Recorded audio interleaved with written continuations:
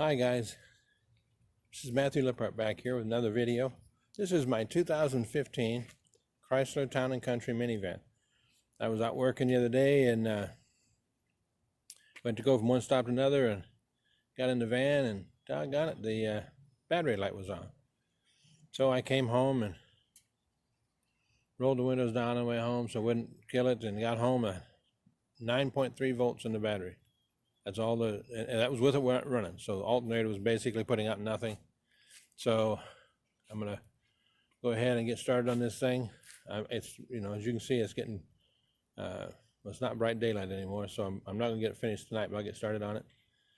I'm gonna start by taking the negative battery terminal off and getting the front end jacked up and supported, and I'll come back when I get that far. Okay, I took off the negative battery terminal. Some people take off both, but you don't need to take off both. I took it off with this post here instead of the main terminal. Just easier.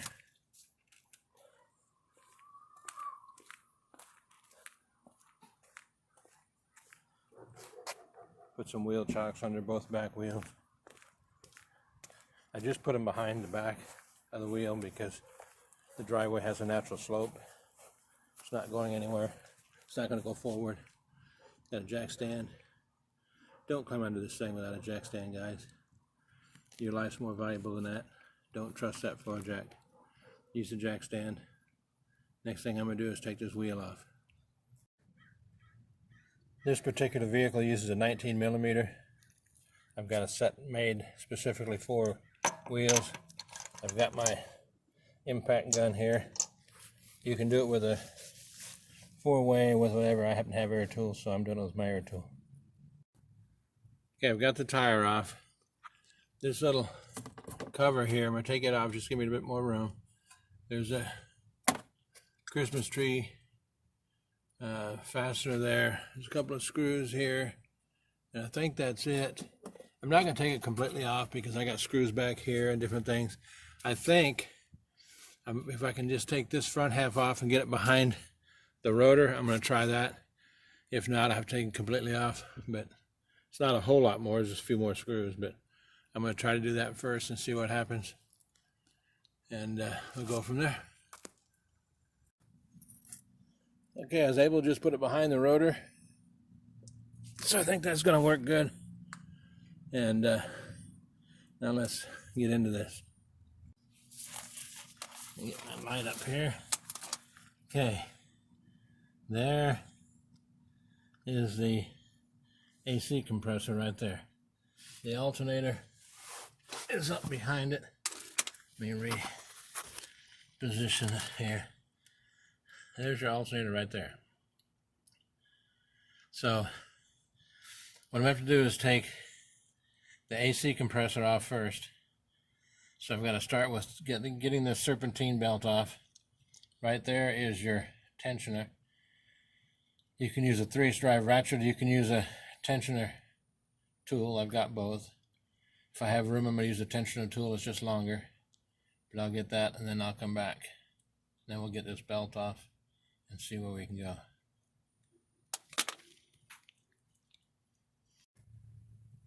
I couldn't get my tensioner pulley tool to work. It's just too long. So I got my 3/8 drive ratchet. It has a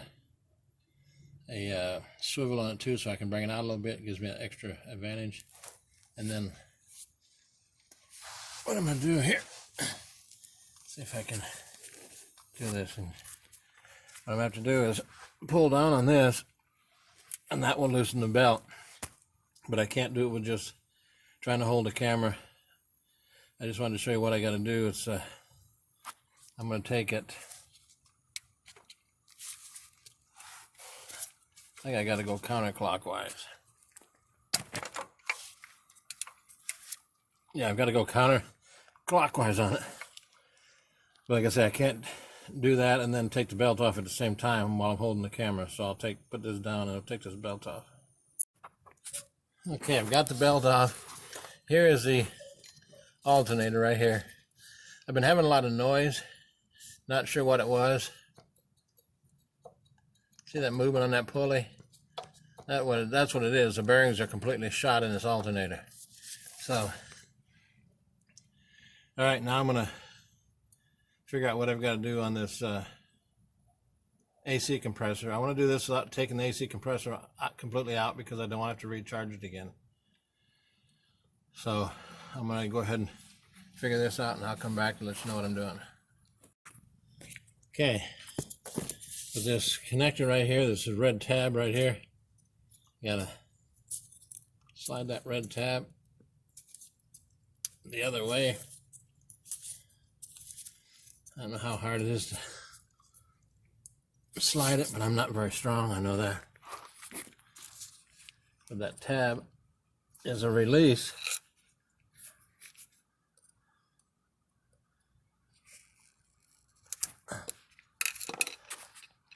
All right, let me figure out how to get this off, but that thing has got to move somehow. Let me figure that out and I'll come back. Okay, I got that little tab pushed back. I had to take the butt of a screwdriver and pop it with it because it just wouldn't go. So, and after that, you push on this little clip here, releases it, and then it pops off. I already pulled off this little, I don't know if you can see it, but back up in there's a bolt back up in there, and there's a clip. There's also this clip here that to pop off. There's that other bolt back up. Let me see. There's that other bolt. Back up behind there in the dark, but there's a, I can't even get it down here where you can see it. But anyway, there's a catch back there that slides over that bolt to hold all this wiring in place, and then this one that goes over the line, but that's off now. Okay, there's 4 bolts here on this. There's one there, there's one right there, there's one up here on the top, right there, which we're also probably going to take that stud off too, because I don't think it might, I'm going to try it, but it might, I'll find out, but I don't think it's going to come off far enough without taking the lines off, without taking the studs out. And the other one is right back up in there. Let me see if I can touch it with a screwdriver. Right there. Let me see.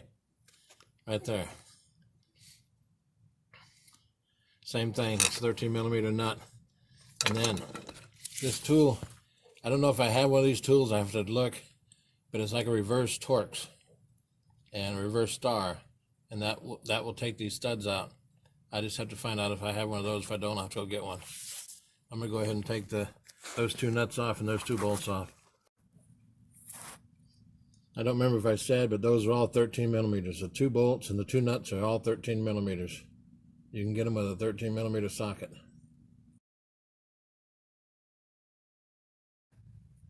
Okay, these little bolts here, these little studs, went and got the E-Torx or E7. So I'm going to go ahead and see if I can break those loose. These small ones are 1/4-inch drive sockets, so hopefully these aren't in there too tough, but E7 E-Torx. Okay, there's the electrical connector. See if I can get up here and not impede the camera. Having big hands is a pain sometimes. There's a little red tab right there. That red tab has to slide back away from the alternator like that. Now, you have to reach up there and push in that little pin. I'm not going to be able to do it with the camera going. My hands are too big. But there's a little clip just like there is on all the electrical. Push that little clip and the connector comes off. Okay, I got that connector off. Didn't have enough strength in my fingers. I actually had to use a long needle nose pliers to get up there, squeeze that clip, and that popped right off. Now there's that bolt right up behind it, that nut. It's a 13mm. That's for the electrical wire. Now I'm going to take it off next. again, I can't get my hand up there and the camera at the same time, so I'm just showing you where it is. And you get up there with a 13mm wrench and it'll come right off. Okay, that bolt's off.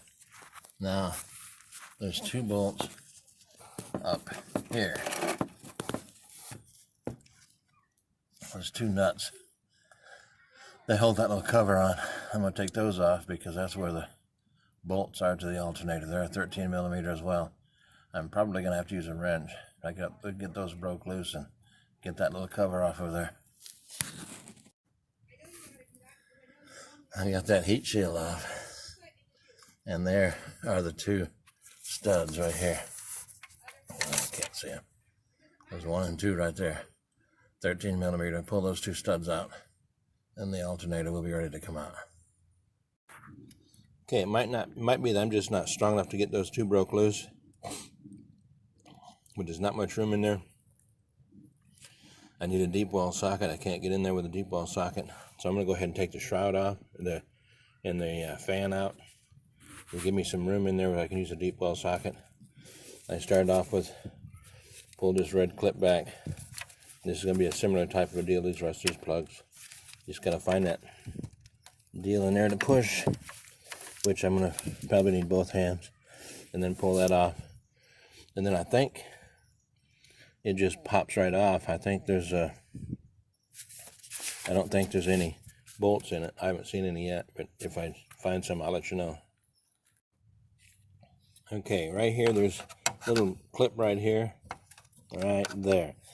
You push that in, 1 on each side. Once you push that in, then you should be able to just pop that fan right up on each side. I've got all the connectors off, so we'll go ahead and do that off camera. Okay, there's 2 push clips here and here. I popped this one up to see how they pop up. There's a 10mm bolt here, here, here, here, here, and here. Get this thing off because I can't get the fan out around there. There's just not enough room. So it's getting more and more complicated, but if you're doing this project on a 2015 Town and Country, hopefully this will help you. As I pull this back, you got some more bolts there, 1 there, 1 right there. Same thing on this side, so there's 4 more bolts, all 10mm. Let me get those out. Okay, I got this all loose now. It's sitting out here on top. Now I should be able to jockey this thing out. I'm going to have to get around some things. I'm trying to do it without taking my hoses off, without losing all my antifreeze. So we'll see how it works, but I'm going to try to jockey this thing around and get it out. I think I should be able to now. Okay, I didn't have to take the fan completely out. It's just kind of, I got it up there most of the way out. And now I have a clear view with a 13mm deep well socket. So I'll get on there, I'll get them from the bottom and get those out now. Okay, I got those 2 off. Now I've just got this one right here, this nut on this stud, and then I should be able to just slide that alternator right off that stud, and then she'll be out. Okay, that's off. That was a 13mm deep wall socket as well. So now I'm going to try to slide that alternator right off of there. There should be room to slide it off and get it out.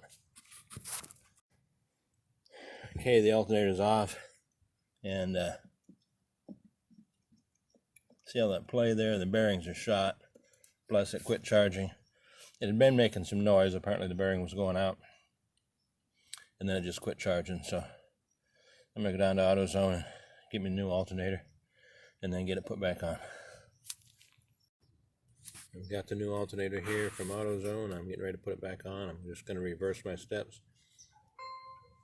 If I think of anything that I missed putting it in, I'll make a comment on that. Otherwise, I'm just going to put it back together.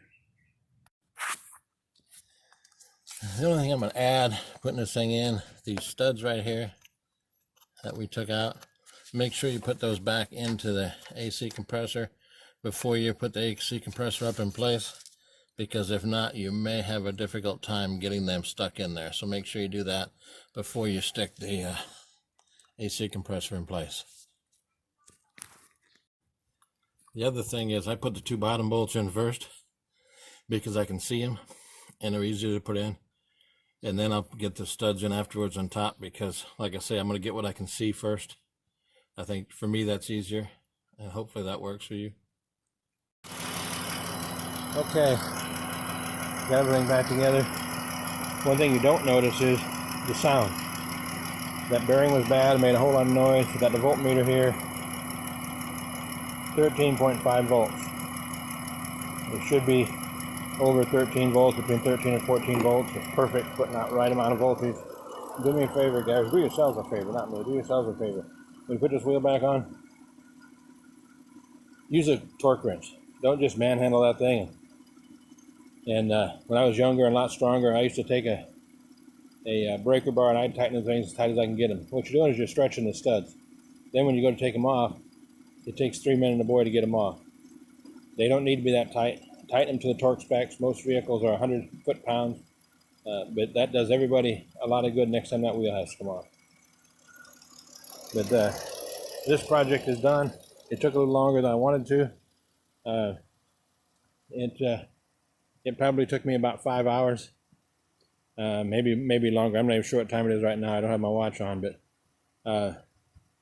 yeah, it's a little bit longer than I thought it was going to take, but it was a lot more in depth than I thought I could take.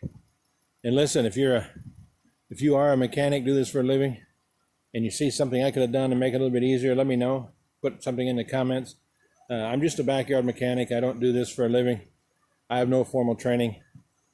I'm 100% self-taught, and I just put out these videos to help people that are like me, that want to do this stuff themselves, and this just helps you do it. But like I say, if you're a mechanic, a certified mechanic that does this for a living, and you got some pointers or something that I could have done differently to make it easier, post that in the comments and I'll respond to it. If you have any questions, post those in the comments as well. If you know anybody that has a 2015 Chrysler Town & Country with a 3.6 liter engine, and they are having alternator issues, share this with them. Like this video. Do me a favor, subscribe to my channel if you haven't already. It helps with those YouTube algorithms, and makes all this grow, and it helps more people, and we can do more good for people. Until next time, I hope you have a great day. Thank you. Bye.